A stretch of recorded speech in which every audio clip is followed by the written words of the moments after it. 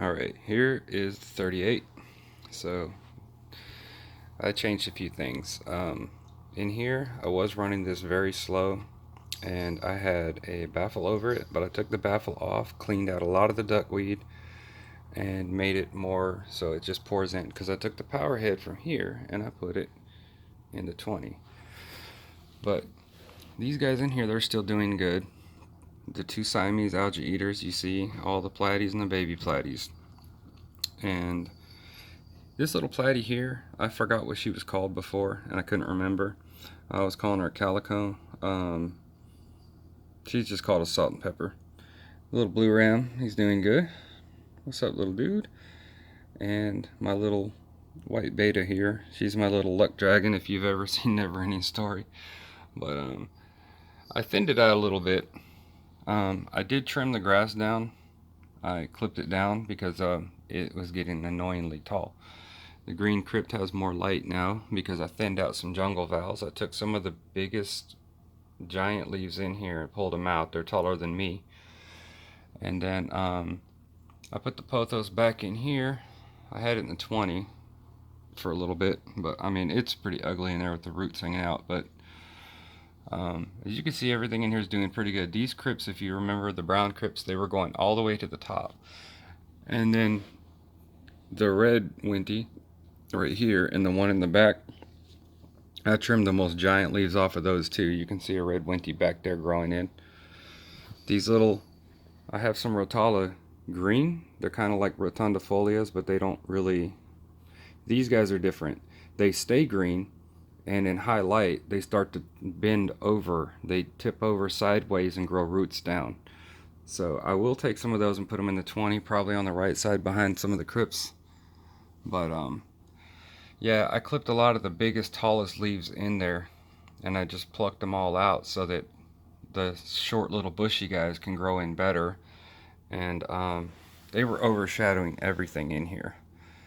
So a few S repens still left in there. They're hanging in there, they're hanging on. But I'll take some of those S repens out right there and probably plant them back in the 20. All the plants in the 20 I robbed from the 5-gallon that it all came from, and a few from here. And that's about it for here. Everything in here is doing good. Everything has more light now. So that's about it. It gives shorter stuff more room to grow. I am going to reboot this tank probably sometime soon though, because I'm tired of looking at the substrate.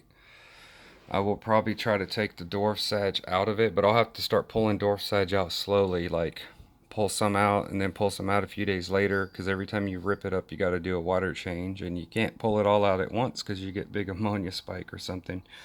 So I'll slowly start ripping all the dwarf sage out, and then what I'm probably going to do actually is just take the substrate and get a gravel vac, my big one, and I'll probably just vacuum about a 1/2 inch off of all the way across. But I need to make sure that I don't get too many snails in there.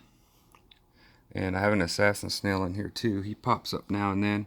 I need to make sure I don't vacuum him up either. But I'll probably vacuum the top layer off and then just throw stratum across the entire thing, like. But fluval stratum's kind of expensive, so it'd probably take 2 bags to cover all that. That's about it on that. I'm going to show you the 10-gallon real quick.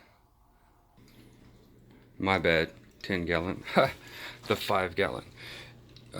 Remember, this 5-gallon used to be the dwarf hairgrass and everything and all this stuff that's in the 20 long now. And I took it all out, and then we tried putting driftwood and some sand in the bottom, but it was pretty ugly. So I went out with the wifey, and I got some Buse, regular Buse. I got a little tissue culture of regular green, and I threw the guppies in here. So there's a female and 2 males in here. I put the crinum in the corner, and I put the driftwoods that have my Java ferns and stuff. I put a few of those in there. There's the Reinecke pink plant that I bought in a pot, and then we bought 2 Anubias plants, and I split them into like 3, so they're in here. So this is the new 10-gallon, so it looks good like that. So that's the beta rescape. That's it.